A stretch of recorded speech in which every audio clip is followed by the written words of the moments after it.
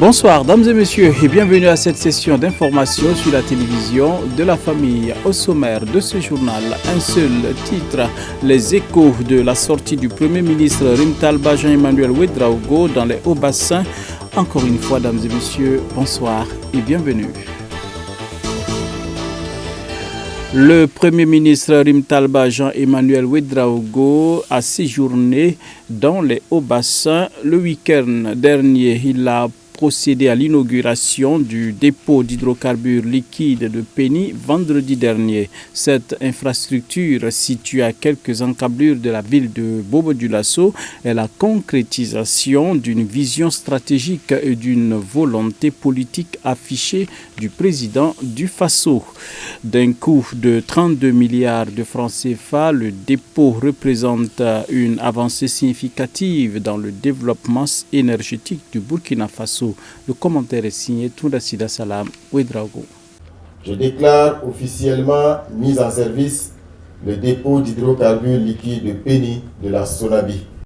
C'est un dépôt d'hydrocarbures liquides d'une capacité de 104 000 m3 qui est ainsi inauguré à Péni, localité située à quelques kilomètres de Bobo-Dioulasso. Cette infrastructure, qui est le fruit de la vision du chef de l'État, vise à renforcer les capacités opérationnelles de la Société nationale burkinabé d'hydrocarbures Sonabi dans l'ouest du Burkina. L'inauguration de ce dépôt d'hydrocarbures liquides s'inscrit dans une dynamique de modernisation et d'extension des capacités de stockage de la Société nationale burkinabé d'hydrocarbures Sonabi. Après la mise en service de la partie gaz en 2017, cet ouvrage vient renforcer les capacités opérationnelles de la société pour répondre efficacement aux besoins énergétiques croissants de notre pays. Sa réalisation s'inscrit pleinement dans les grandes orientations du président du Faso, déclinées dans le plan d'action pour la stabilisation et le développement PASD de notre pays, le Burkina Faso.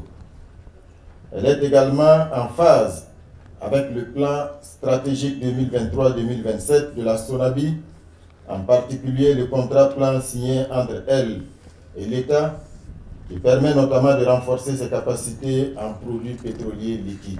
Le mérite de la réalisation de cette infrastructure de stockage des hydrocarbures revient en particulier au vaillant peuple burkinabé qui, par sa résilience, a su faire bloc comme un seul homme derrière le capitaine Ibrahim Traoré. L'ouvrage d'un coût d'environ 32 milliards de francs CFA permettra la création d'emplois directs et indirects.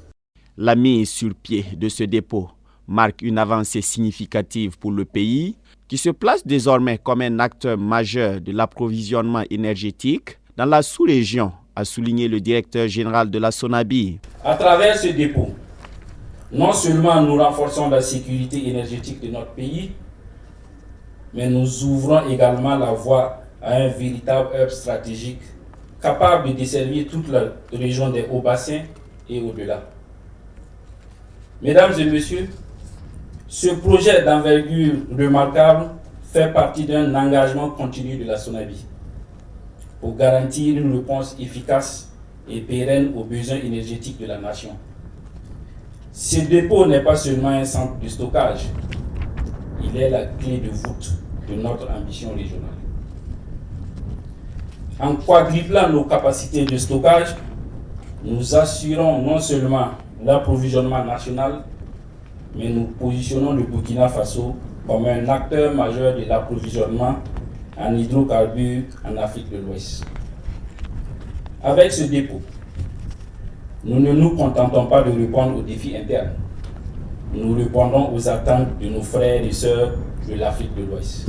Le gouverneur de la région des Hauts-Bassins a pour sa part salué les efforts des autorités pour l'amélioration des conditions de vie des populations.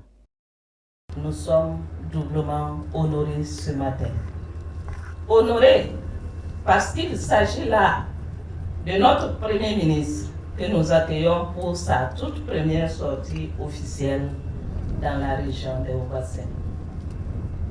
Notre fierté est encore plus grande de voir que vous mettrez à contribution cette mission consacré à l'inauguration du dépôt de hydrocarbures liquides de Péni, une fierté nationale, pour suivre également l'évolution de nombreux chantiers d'intérêt socio-économique avérés pour notre région et donc pour le Burkina Faso tout entier. Je vous exprime notre commune gratitude pour toute l'attention accordée à cette cérémonie, mais surtout pour votre présence effective qui témoigne ici de votre volonté affichée d'œuvrer à l'amélioration des conditions de vie des populations et à contribuer à leur épanouissement. Le Premier ministre a par ailleurs exhorté la SONABI à poursuivre la mise en œuvre des autres projets de construction ou d'agrandissement de ses capacités dans d'autres localités telles que Ouaga Est, Po, Koupela et l'extension des capacités du dépôt de Bingo en cours. Toujours à Bobo Dioulasso avec le Premier ministre Jean-Emmanuel Ouedraogo qui s'est rendu sur plusieurs chantiers d'infrastructures sanitaires à Bobo Dioulasso dans la soirée du 24 janvier dernier. Cette série de visites a annoncé, sinon a concerné le chantier de construction de l'hôpital de référence, le centre de radiothérapie ainsi que la maternité Gimbi Ouattara. Le commentaire est signé Abibalaï Bourema. La première étape de la visite a conduit le Premier ministre sur le chantier du nouvel hôpital universitaire de référence de Bobo Dioulasso. Il a salué l'avancement significatif des travaux réalisés à environ 95%. Cette infrastructure moderne nécessitera encore quelques ajustements. Le nouveau centre hospitalier universitaire de Bobo Dioulasso. Là-bas, je pense que c'est vraiment une infrastructure qui a fière allure que nous avons découverte, réalisée à plus de 98%. Et comme nous l'avons tous constaté, ce qui reste, ce sont surtout les travaux de voirie, les travaux pour l'énergie, mais aussi d'équipement, l'acquisition de consommables, mais aussi la voie d'accès. Et je pense que tout sera mis en œuvre pour que ces derniers points qui restent puissent connaître une satisfaction dans les meilleurs délais. Dans tous les cas, le Premier ministre a exhorté le ministère de la Santé à anticiper la mise en service de l'hôpital en travaillant sur les démarches administratives, la création de l'établissement et la mise en place de l'équipe dirigeante le plus rapidement possible. Mais aussi de mise en place de l'équipe dirigeante. Le second site visité, le centre de radiothérapie, qui connaît un retard de 27 mois sur le planning d'exécution. L'entreprise en charge du projet s'est engagée à livrer l'infrastructure en juin 2025. Ce centre de radiothérapie est attendu comme une solution cruciale pour le traitement des cancers dans l'ouest du Burkina Faso, réduisant ainsi les coûts et les délais pour les patients. La dernière étape de la visite a été consacrée à la maternité Gimbi Ouattara, une infrastructure emblématique vieille de près de 60 ans. Le chef du gouvernement a salué le travail du comité de gestion et l'élan patriotique des citoyens qui se sont mobilisés pour réhabiliter cet établissement. Il a également rassuré le personnel médical sur l'accompagnement du gouvernement.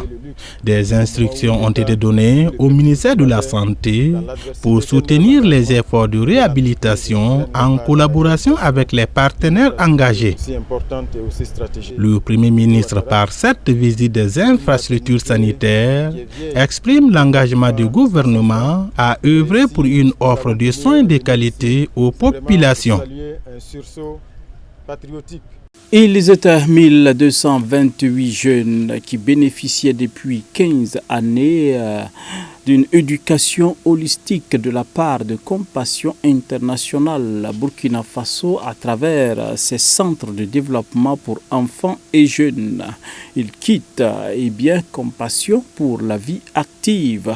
Après l'éducation, la formation, ces jeunes sont aptes désormais à faire valoir ce qu'ils ont appris dans les CDEJ et pour leur dire au revoir, la Direction nationale de compassion a organisé samedi dernier à Ouagadougou, à l'église des Assemblées de Dieu de Tanguin Barrage, une cérémonie de sortie planifiée Pull-up en Barka.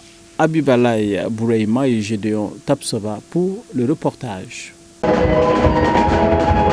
Selon une analyse multidimensionnelle de la pauvreté des enfants effectuée par l'UNICEF au Burkina Faso, 74,6% des enfants en milieu rural et 25,4% en milieu urbain sont confrontés à au moins une privation qui compromet la réalisation de leur plein potentiel. Les mécanismes de protection sociale mis en œuvre s'avèrent peu efficaces pour réduire de manière durable la vulnérabilité des enfants et des femmes. Au regard de ce tableau très peu reluisant, la Compassion internationale Burkina Faso a eu l'obligation morale et spirituelle de venir en aide à ses enfants en leur apprenant un métier. La Compassion accompagne les enfants de 0 à 22 ans, l'âge d'entrer dans la vie active. Le samedi 18 janvier 2025, à l'église des Assemblées de Dieu de Tanguin Barrage, la Direction nationale de la compassion a organisé un événement qui consacre la graduation de 1228 impétrants de la promotion compassion de Pull-up et Barka. Compassion et ses partenaires, nous vous adressons un immense merci. Alors, cette journée est une journée spéciale pour nous. Ça marque un début, un nouveau départ.